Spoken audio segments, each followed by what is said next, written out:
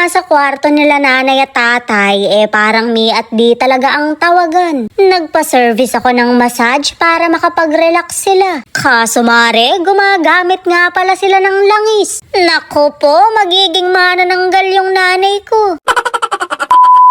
Nakakapanibago dahil napakaaga kong gumising. Hapon talaga yung start ng araw ko pero gumising ako ng 6:00. Morning person muna ang ganap para sa free breakfast. Sayang naman yun, matulog na lang ulit.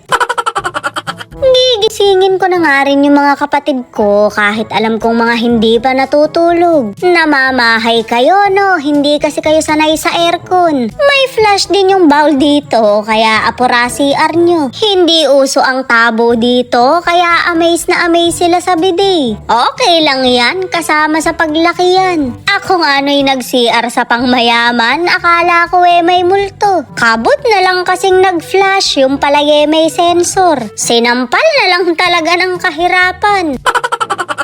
Nag-breakfast na nga kami, tsaka kami naglakad-lakad para magpababa ng kinain. Sobrang init talaga, kaya magsisiakyat muna kami. Nawala nga sa kwarto namin yung anak ko, kaya hinanap ko sa kabila. Nandito ka lang pala, nakasaksak sa tita mong kutuhin. Huwag kang kakamot-kamot mamaya ha, matyaga ka. Bakit naman nagmamahal-mahalan yung tambalang kapre at aswang?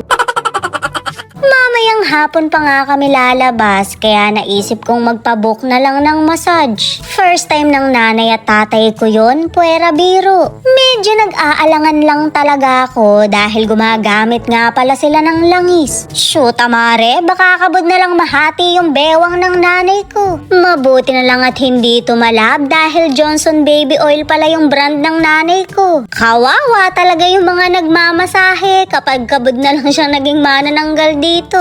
Pagka ganun kaya, full payment pa rin. Half na lang dapat, diba? Dahil half na lang din yung katawan na mamasahihin.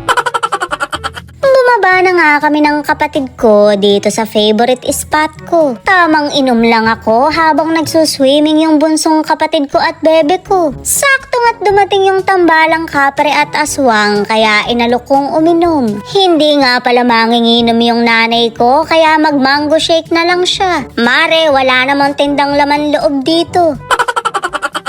Rin naman yung sakin, margarita, na para bang nakakaluwag-luwag na talaga. Hayaan nyo na, minsan lang naman. Wala kasing gin tamis dito, kaya magyayaman-yamanan muna ako. Pero ang pulutan, kinuha sa mga bao namin. To the rescue yung kapatid ko para makatipid kami.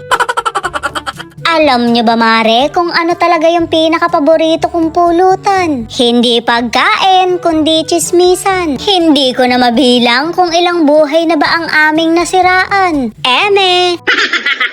O diba, binilan pa ako ng sugar daddy ko ng hotdog. Mamaya be, yung hotdog mo naman.